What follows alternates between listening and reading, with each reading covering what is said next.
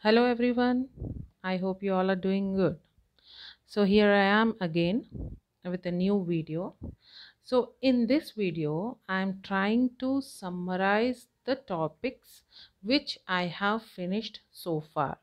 So the first topic which I started with was influence of microorganisms on humankind, uh, under which I have discussed about different areas in which microorganisms are showing their effect. So I have included whole of those under introduction, and also with the introduction I have started off with influence of microorganisms. Okay, let's start with the video. So introduction to microbiology, influence of microorganisms on humankind. So if we want to define the subject of microbiology, microbiology is nothing but it is the study of microorganisms or the organisms which cannot be seen or which cannot be viewed through our naked eye. They can only be seen under or with the help of the microscope.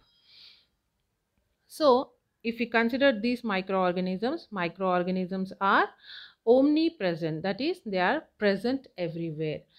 I can say every inch of our life is occupied or have got the influence of these microorganisms. So it is said that they are present everywhere, in, on, and around us. So as because they are covering every inch of our life, obviously these tiny creatures will influence our life greatly. So when coming to the influence, this influence or the effect that these microorganisms have got on our life is both positive and negative. So coming to the positive side of the microorganisms, these microorganisms are serving as a key catalyst. They are playing a very important role in various important ecological processes, biological processes, and they have got a very huge effect in various fields such as food industry, and they are also playing a very critical or the crucial role in environmental cleaning, and also they have been utilized in the production or the synthesis of life saving drugs in the medical field. And coming to the negative effects, these microorganisms are the causative agents of various kinds of diseases. This is the major negative effect, and they are also showing the negative effect. They cause certain food spoilage. Because of the spoilage, they can also cause food poisoning and so on. So that is also somehow related to the diseases.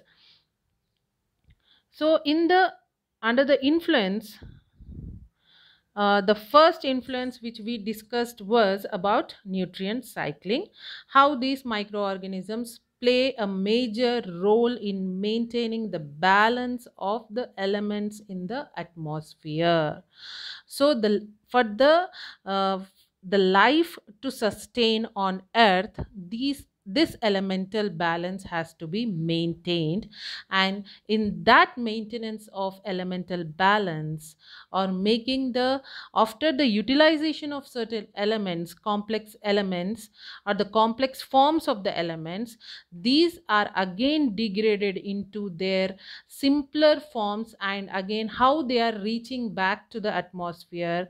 In that particular process, we have seen that microorganisms are playing a vital role, that is, they are carrying out the degradation. So the complex materials which are present in the nature will be degraded finally or decayed finally by the microorganisms into simpler carbon, nitrogen, oxygen or hydrogen forms, and making these simpler forms of the elements to reach to get back to the atmosphere and maintain the elemental, so called elemental balance.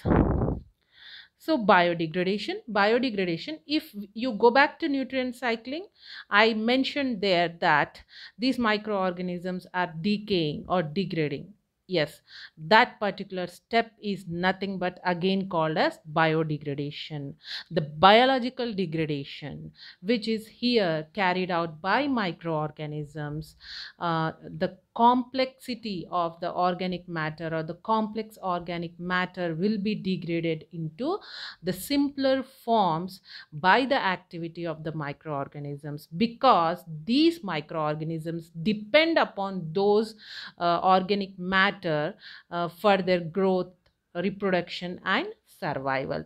So in that process, luckily that complexity will be degraded, the toxicity of the substances will be reduced, and that's how these microorganisms are protecting our environment, by reducing the toxicity as well as the complexity of the substances and making them get back to the atmosphere. That's what is all about biodegradation. That is just a brief definition of what I have given. Again, if you want to understand, that is again a deep or the vast area to understand.